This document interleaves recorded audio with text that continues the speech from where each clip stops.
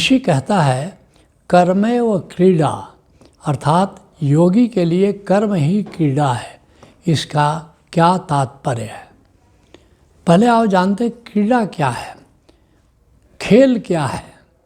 कोई भी कार्य जिनमें नियमों की संरचना हो और जिसको आनंद प्राप्ति के लिए या शिक्षा प्रदान करने के लिए किया जाता है उसे क्रीड़ा कहते हैं या खेल कहते हैं उसको। अर्थात जब भी कोई खेल होगा, कोई भी खेल है तो दो बातें होती हैं।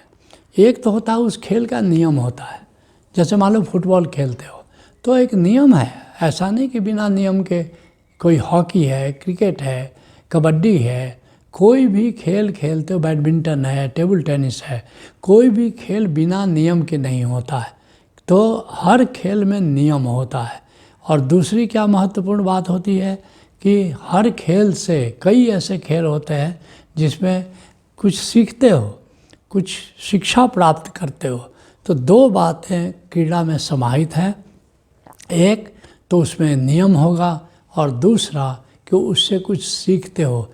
जैसे हर खेल में हार होती है कि जीत होती है, तो जिसको कहते हैं स्पोर्ट्समैन स्पिरिट, अर्थात कि जीत के साथ साथ हार को भी स्वीकार करो। तो क्योंकि जीवन भी एक खेल है, यहाँ कभी जीतोगे कभी हारोगे, कभी सफलता मिलेगी कभी असफलता मिलेगी, कभी मान मिलेगा कभी अपमान मिलेगा, कभी स्तुति मिलेगी कभी निंदा मिलेगी। तो जीत हार जैसे खेल में होता है, ऐसे ही तुम्हारे जीवन में प्रतिपल जीत हार हो रही है, अनुकूल प्रतिकूल घटित हो रहा है। तो जीवन एक खेल है। तो दूसरी बात क्या है खेल में, कि खेल में आमोद प्रमोद है, खेल में मनोरंजन होता है। कोई भी खेल खेलो, टेबल टेनिस खेल रहे हो, एकदम से देखते हो कितना तुम वर्तमान में आ जाते हो एकदम से, और कितना खेलने में मज़ा आता है। बच्चों को देखो, वो दिन रात खेलते रहते हैं क्योंकि खेलने में उनको बड़ा मज़ा आता है। खेलने में बच्चों का बड़ा रस है। जैसे जैसे बड़े हो जाते हो तुम खेल थोड़ा कम कर देते हो, और जितने तुम छोटे रहते हो उतना ही खेल में मज़ा आता है। तो खेल में आमोद प्रमोद है, खेल में मनोरंजन है और खेल में मज़ा आता है। तो ये खेल में तीन बिंदु है, जैसा मैंने कहा कि पहला है कि उसमें नियम होता है, दूसरा कि उसमें शिक्षा, कुछ न कुछ शिक्षा मिलती है, विशेष करके हार का भी मज़ा लेना, ये भी एक शिक्षा मिलती है। फिर खेल में आमोद प्रमोद है, उसमें मनोरंजन होता है, उसमें मज़ा आता है। तो अब खेल को हमने समझ लिया कि ये खेल है, खेल किसको कहते हैं। अब आओ समझते हैं कर्म क्या है, क्योंकि कर्मे व क्रीड़ा, इसको समझने के लिए दोनों बातें समझना जरूरी है। क्रीड़ा क्या है और कर्म क्या है। किसी उद्देश्य की प्राप्ति अथवा कामना की पूर्ति के लिए हम जो भी करते हैं वह कर्म है। जैसा मैंने पूर्व में कहा कि कर्म हमेशा उद्देश्य होगा, और उद्देश्य कुछ भी हो सकता है। किसी इच्छा की पूर्ति के लिए जो करते हो वो भी कर्म हो सकता है, किसी कामना की पूर्ति के लिए करते हो वो भी कर्म हो सकता है। तो इस तरह से जब उद्देश्य की प्राप्ति के लिए, इच्छा की पूर्ति के लिए अथवा कामना की पूर्ति के लिए, इच्छा और कामना में भेद है, याद रखना।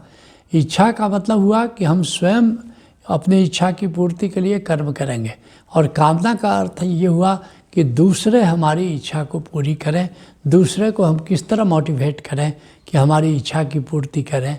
दूसरे से जब अपेक्षा करते हैं तो उसका नाम कामना है। तो इच्छा अथवा कामना की पूर्ति के लिए अथवा उद्देश्य या कामना की पूर्ति के लिए हम जो भी करते हैं वह कर्म है।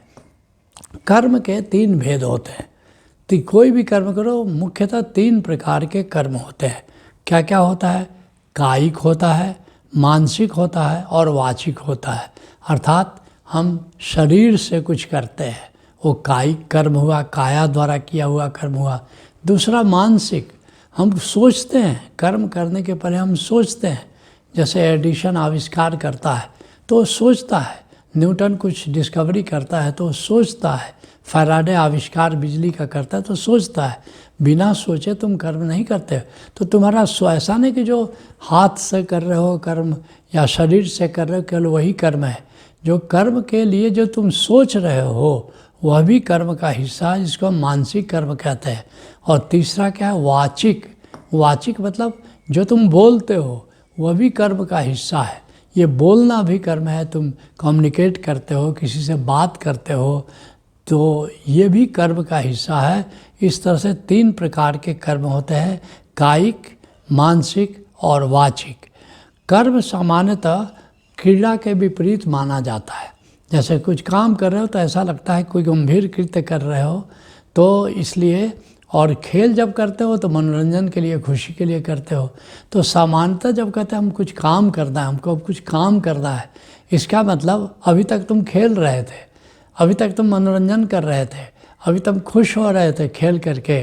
जैसे टेबल टेनिस खेल रहे हो तो मज़ा आ रहा है, लेकिन खेल कुछ देर खेलने के बाद अब तुम कहते अब हमको कुछ काम करना। बच्चा नहीं कहता है, बच्चा हमेशा ही खेलता है, लेकिन तुम बड़े हो जाते हो तो कहते नहीं अब थोड़ा खेलना रोक देते हैं, अब थोड़ा काम करते हैं। तो इस तरह से जब सामान्यतः कर्म को क्रीड़ा के विपरीत माना जाता है, और बहुधा देखा गया है कि कर्म तनाव का कारण हो जाता है, क्योंकि तुम पता नहीं, सोचते हो कि पता नहीं हम जो कर्म कर रहे हैं उसका क्या परिणाम होगा, परिणाम को लेकर के चिंतित हो जाते हो, परिणाम को लेकर के तनाव में आ जाते हो, ये कर्म हम कर भी पाएंगे कि नहीं कर पाएंगे, इसलिए तनाव में बहुधा तुम आ जाते हो। तो अब बहुत बड़ी चुनौती है कि कर्म को क्रीड़ा कैसे बनाए, क्योंकि यही तो ऋषि कह रहा है, कर्मे व क्रीड़ा। क्योंकि कर्म को क्रीड़ा बना लो, कर्म को खेल बना लो, तो ये बड़ा मुश्किल मामला है, क्योंकि कर्म तो एक गंभीर कृत्य तुमने बना लिया, एक तनाव का कारण बना लिया। और ऋषि इसका विपरीत कहता है कि नहीं, कर्म को भी क्रीड़ा बना लो, कर्म को खेल बना लो। तो कर्म को खेल बनाने का, कर्म को क्रीड़ा बनाने के लिए इसको हम 10 मुख्य उपाय तुमको बता रहे हैं कि जो भी तुम कर्म कर रहे हो उसको तुम क्रीड़ा में कैसे बदल सकते हो। जो पहला उपाय है, कामना से मुक्त होकर के कर्म करो। कामना क्या है, मेरे अनुसार चीज़ें घटित हों, मेरे उद्देश्य के अनुसार ही परिणाम मिले, ये कामना है। जब तक कामना है तब तक कर्म क्रीड़ा नहीं बन सकता। इसलिए कामना से मुक्त होकर के बस हमारा जो भी उद्देश्य है उसको हम ध्यान में रखते हुए, उसको एक दिशा मानते हुए, किस डायरेक्शन में हमको जाना है, बस उसको एक डायरेक्शन मान करके हम कर्म कर रहे हैं। उसके अनुसार फल मिलता है नहीं मिलता है इसके मुझे कोई चिंता नहीं। प्रभु जो करना होगा, प्रभु की जो मर्जी होगी वो वैसा मिलेगा, उसकी हम चिंता नहीं करेंगे। तो पहला मुक्त उपाय है कि कामना से मुक्त होकर के कर्म करो, अर्थात ये आग्रह का त्याग कर दो कि हमारे उद्देश्य के अनुसार ही फल मिले। जो दूसरा मुख्य उपाय है कि कर्म को गंभीर कृत्य मत बनाओ। सामान्यतः हम कर्म को गंभीर कृत्य बना लेते हैं, नहीं, कर्म का मजा लो, कर्म को गंभीर कृत्य बनाने की ज़रूरत नहीं है। ये तो जीवन का हिस्सा है। ये जैसा हम जीवन जीते हैं, जीवन जीने का मज़ा लेते हैं, ऐसे ही कर्म हमारे जीवन का अविभाज्य अंग है। तो हम कर्म को गंभीर कृत्य नहीं मनाएंगे, कर्म को जीवन के एक हिस्से के रूप में हम लेंगे और इस तरह हम कर्म करने का मज़ा लेंगे। असली बात है कर्म करने का मज़ा लेंगे।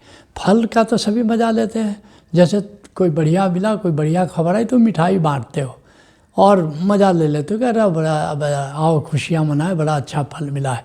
लेकिन किसी को कर्म करते हुए मिठाई बांटते नहीं सुना कि वो आओ हम कर्म कर रहे हैं इसलिए आओ मिठाई खाते हो। नहीं, कर्म करने का मज़ा लो। तो ये जो कर्म को गंभीर कृत्य बनाने की जगह कर्म का मज़ा लेना है, ये कर्म को क्रीड़ा बनाने का दूसरा मुख्य उपाय है। तीसरा जो मुख्य उपाय है कि अकर्ता होकर के कर्म करें। अर्थात हम क्या सोचते हैं कि हम इसको करने वाले हैं, नहीं, इसको तुम रोल समझो, अपने तुम अकर्ता हो। कर्तापन होने का अहंकार मत पाल लो कि करने वाले हम हैं। ये भूमिका हमको सौंपी गई है। जैसे मान लो कि तुम नाटक करते हो, नाटक में तुमको किसी को अर्जुन का रोल मिला है, किसी को दुर्योधन का रोल मिला है, तो अपने रोल को हम निभा रहे हैं। जो अर्जुन बना है वो ये नहीं सोचता है कि मैं अर्जुन हूँ, अर्जुन बन करके कर्म कर रहा हूँ। वो क्या सोचता है कि अर्जुन का रोल हमको निभाना है, दैट्स ऑल। जो अर्जुन अभी बाण चला रहा है, धनुष बाण लेकर के खड़ा है युद्ध के मैदान में, तो मैं कर्म नहीं कर रहा हूँ, सिर्फ ये कर रहा है कि हमको जो रोल दिया हुआ है बस उस भूमिका का हम निर्वाह कर रहे हैं। तो कर्ता मत बनो, और कर्ता रह करके, कर्ता पुरुष तो परमात्मा है सब, जैसे डायरेक्टर उसको करा रहा है कि अर्जुन का रोल दिए हुए है, किसी को दुर्योधन का रोल दिए हुए है, तो करने वाला डायरेक्टर है, याद रखना, करने वाला एक्टर नहीं है। एक्टर तो अकर्ता है, वो तो उसको रोल जो दिया गया डायरेक्टर के द्वारा उस रोल को वो निभा रहा है। तो तीसरा मुख्य उपाय है कि अकर्ता होकर के अपना कर्म करो, अपने रोल का निर्वाह करो। जो चौथा मुख्य उपाय है कि ईश्वर प्रणिधान के साथ कर्म करें। ईश्वर प्रणिधान के साथ, अर्थात कि ये जो परमात्मा है वे सारा कर्म हम उसको होम कर रहे हैं, सारा कर्म उसको हम समर्पित कर रहे हैं, कि ये कर्म की आहुति हम उसको दे रहे हैं। ऋषि कहता है त्वदीयम वस्तु गोविंदम तुभ्यमेव समर्पयेत्। हे गोविंद, ये सब तुम्हारा ही दिया हुआ है और तुम्ही को हम समर्पित कर रहे हैं। ये जो कर्म है इसका फल भी तुमको समर्पित कर दे रहे हैं। ये कर्म के फल के हम अधिकारी नहीं हैं, ये कर्म के फल के अधिकारी तुम ही हो, क्योंकि तुम ही कर्ता पुरुष हो, इसलिए हम तुमको समर्पित कर रहे हैं। तो ये चौथा मुख्य उपाय है। जो पांचवा मुख्य उपाय है कि कर्म करते समय अपनी भूमिका के प्रति जागे रहे। ये बड़ा, भूमिका सौंपी गई है वो तो ठीक है, लेकिन भूमिका के प्रति लोग जागते नहीं। जैसे मान लो तुम पति हो, तो पत्नी से जो भी तुम बात कर रहे हो, पत्नी के साथ जो भी व्यवहार कर रहे हो, इस बात को याद रखो कि मैं पति की भूमिका में हूँ। पत्नी का ख्याल रखना, पत्नी की सुविधा का ख्याल रखना, ये जिसको कहते हैं कि ये हमारी भूमिका है। उसी तरह से मान लो जो पत्नी है वो समझे कि पत्नी की मैं भूमिका में हूँ, तो पति का ख्याल रखना, पति को खुश करना, पति को अगर कोई ज़रूरत है तो उस ज़रूरत को पूरा करना, ये हमारी भूमिका है। ऐसे तुम पुत्र हो तो पिता और माता के प्रति तुम्हारी कुछ भूमिका है। तो ये इसी तरह तुम बॉस हो, कहीं तुम सबॉर्डिनेट हो, कहीं तुम सैनिक हो, कहीं तुम किसान हो, तो अपनी भूमिका को याद करके अगर करोगे तो कर्म कीड़ा बन जाता है। लेकिन अपने भूमिका को अगर भूल जाओगे तो कर्म भी तनाव का कारण हो जाता है। तो अपनी भूमिका के प्रति जागे रहो, हर पल जो भी भूमिका उस समय तुम्हारी है उस भूमिका का स्मरण करते हुए भूमिका के अनुसार आचरण करो। और फिर जो छठा उपाय है कि आत्म भाव के साथ कर्म करो। स्वयं को आत्मा जानो, अपने नाम और रूप से, अपने प्रोफेशन से अपनी आइडेंटिटी मत करो, अपनी आइडेंटिटी करो कि मैं आत्मा हूँ, और आत्मस्मरण में रह करके अर्थात साक्षी भाव में रह करके कर्म करो। तो फिर देखोगे कि बड़ा मज़ा आता है, क्योंकि तुम आत्मा हो, इसलिए आत्मा के तल पर तुमको कोई तनाव नहीं होगा, आत्मा के तल पर कोई गंभीरता जैसी बात नहीं होती है। तो साक्षी रह करके अर्थात मैं आत्मा हूँ ऐसा जान करके कर्म को करो। जो सातवां मुख्य उपाय है, कर्म करते समय अतीत और भविष्य को भूल जाओ। अगर अतीत को तुमने याद किया तो कर्म करने में तल्लीनता नहीं आएगी। अतीत में कई फेल्यूर्स कई बार हुआ है, तो हमेशा तुम्हारे मन में चलेगा कि इतनी बार तो कर्म करने में हम फेल कर चुके। सोचो तो एडिशन ने कितने बिजली का बल्ब बनाने के लिए कितने कोशिश किया और हर बार फेल किया, लेकिन वो लगा रहा। इतने तो याद नहीं किया, अतीत में तो इतनी बार फेल कर गए, अब हम बिजली का बल्ब क्या बनाएंगे। लेकिन वो लगा रहा, अतीत को भूल गया।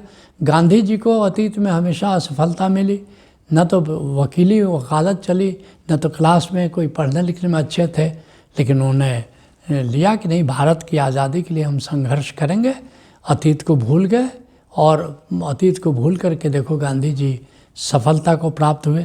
तो अतीत को मत याद रखो कर्म करते समय, उसी तरह भविष्य को मत कि पता नहीं क्या रिजल्ट होगा, पता नहीं क्या परिणाम होगा, इसको भी मत याद रखो। केवल वर्तमान में रहो। और इस बात को बड़े प्यारे अंदाज में कहते हैं, हमारे संत भी कहते हैं, उससे भी हम कुछ शिक्षा लें कि कर्म को कीड़ा बनाने का क्या उपाय हो सकता है। गुरु अर्जुन देव जी क्या कहते हैं कि कैसे कर्म को कीड़ा बनाओगे, जे करावे से करना नानक दास तेरी शरण। कहते ये मान के चलो कि जो भी हम कर्म करते हैं वो गोविंद या हुक्म के द्वारा भेजा हुआ है, जो परमात्मा हमसे कर्म करा रहा है, बस हम उसको करेंगे, हम तो उसकी शरण में हैं।